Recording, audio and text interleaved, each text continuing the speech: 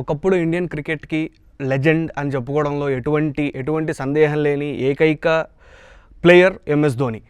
సచిన్ తర్వాత ఇండియన్ క్రికెట్కి అంత క్రేజ్ తీసుకొచ్చిన ప్లేయర్లలో ఫస్ట్ ఉంటాడు ఎంఎస్ ధోని. ఫినిషర్గా, సెల్ఫ్లెస్ క్రికెటర్గా, ఒక అద్భుతమైన క్యాప్టెన్గా ఎంతోమంది ఫ్యాన్స్ని, ఎంతోమంది కోట్లాది మంది అభిమానుల్ని సంపాదించుకున్న ఎంఎస్ గత కొన్ని ఐపీఎల్ సీజన్లుగా, అంటే లాస్ట్ ఇయర్, ఈ ఇయర్ ఐపీఎల్ సీజన్లుగా ఎందుకో కొంత నెగిటివిటీ ఎదుర్కొంటున్నాడు. అండ్ ఈసారి నిన్న జరిగిన సిఎస్కే వర్సెస్ ఆర్ఆర్ మ్యాచ్లో ఇది ఇంకొకసారి ప్రూవ్ అయింది. అండ్ ఎప్పుడు కూడా ధోనీని ఒక అద్భుతమైన ఫినిషర్ అని, సెల్ఫ్లెస్ క్రికెటర్ అని, ప్లేయర్ల కోసం, తన టీమ్మేట్స్ కోసం తన పొజిషన్స్ని సాక్రిఫైస్ చేసిన బ్యాట్స్మెన్గా చూసే ఫ్యాన్స్ నిన్న ధోని చేసిన ఒక స్ట్రాటజిక్ డెసిషన్ అనుకోండి, దాన్ని చూసి మాత్రం ఏమనుకోవాలో అర్థం కాక తలలు పట్టుకుంటున్నారు. మనం కరెక్ట్గా మ్యాటర్లోకి వెళ్తే, నిన్న సిఎస్కే రాజస్థాన్ చేతిలో చిత్తుగా ఓడిపోయింది. And it doesn't really matter for them anyway. Both the teams are out of the tournament. కనీసం ఫేస్ కాపాడుకుందాం, వెళ్తూ ఒక హైలో ఎండ్ చేద్దాం అనే ప్రయత్నంలో రెండు టీమ్స్ తలబడ్డాయి. అందులో చెన్నై సూపర్ కింగ్స్ అసలు ఒక స్టార్ట్ వికెట్స్ కోల్పోతూ వచ్చిన డెవాల్డ్ బ్రూవిస్ లాంటి ప్లేయర్ అండ్ ఆయుష్ మాత్రే, వీళ్ళిద్దరు కాంట్రిబ్యూషన్స్ వల్ల ఒక డీసెంట్ టార్గెట్కి ఎండ్ అయింది. కానీ ఒక్కసారి మనం స్కోర్ వెళ్ళిన విధానం చూసుకుంటే 13 ఓవర్స్కి 137, 138 ఉన్న సిఎస్కే ఎండ్ చేసింది మాత్రం ఆ 7 ఓవర్స్లో కేవలం 186, 187 పరుగుల మధ్య ఎండ్ చేశారు. దీంట్లో మెయిన్ కాంట్రిబ్యూషన్ అంటే కేవలం 7 ఓవర్స్కి 56 రన్స్ మాత్రమే కొట్టగలిగిన చెన్నై సూపర్ కింగ్స్ టీం ఇలా అవ్వడానికి ముఖ్య కారణం ఎంఎస్ ధోని. చాలా యాజ్ యూజువల్ హిస్ 7th పొజిషన్లో వచ్చిన కేవలం 16 రన్స్ మాత్రమే చేశాడు, అండ్ దట్టు 17 బాల్స్లో.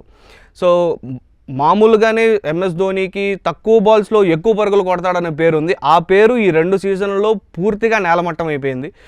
బాల్స్ తింటూ T20 క్రికెట్లో టెస్ట్ మ్యాచ్ ఎలా ఆడాలో అని అందరికీ చూపిస్తూ వచ్చిన ఎంఎస్ ధోని నిన్న కూడా అదే చేశాడు.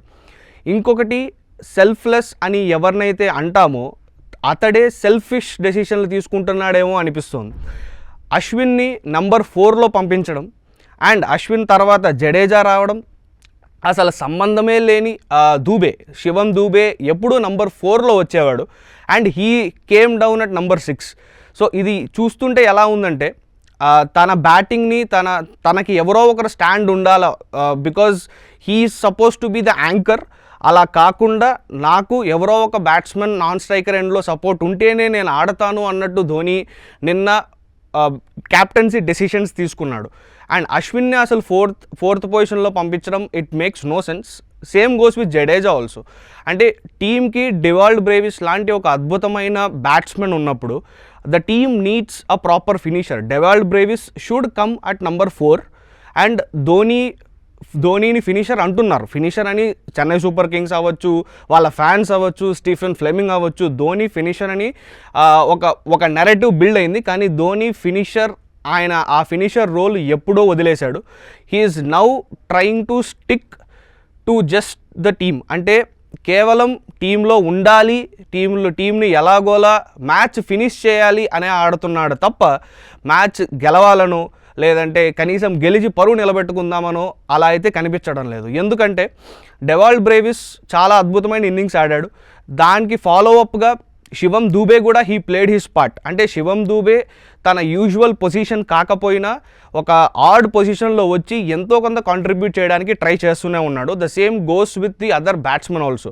ఇక్కడ టీమ్కి కాంట్రిబ్యూట్ చేయకుండా టీంలో ఫినిషర్ రోల్ అండ్ క్యాప్టెన్సీ రోల్లో ఉంటూ బాగా ఇబ్బంది పడుతున్న ఏకైక బ్యాట్స్మెన్ ఎంఎస్ ధోనియే. And the sad part here is fans, yes he is definitely a legend. సిఎస్కేకి 5 కప్పులు ఇచ్చిన captain, there is no doubt in it. But అదంతా చరిత్ర. ఏదో కామెడీ సీన్లో అన్నట్టు చరిత్రదే ఉంది, చింపేసి చినిగిపోతుందని. ఇక్కడ ధోని ప్రజెంట్ ఆలోచించాలి, and he should look for the future of CSK. ఇలాంటి క్లిష్ట పరిస్థితుల్లో ఉన్న CSK, should they continue with Dhoni next year? What do you think? మీ ఒపీనియన్స్ని కామెంట్స్లో చెప్పండి.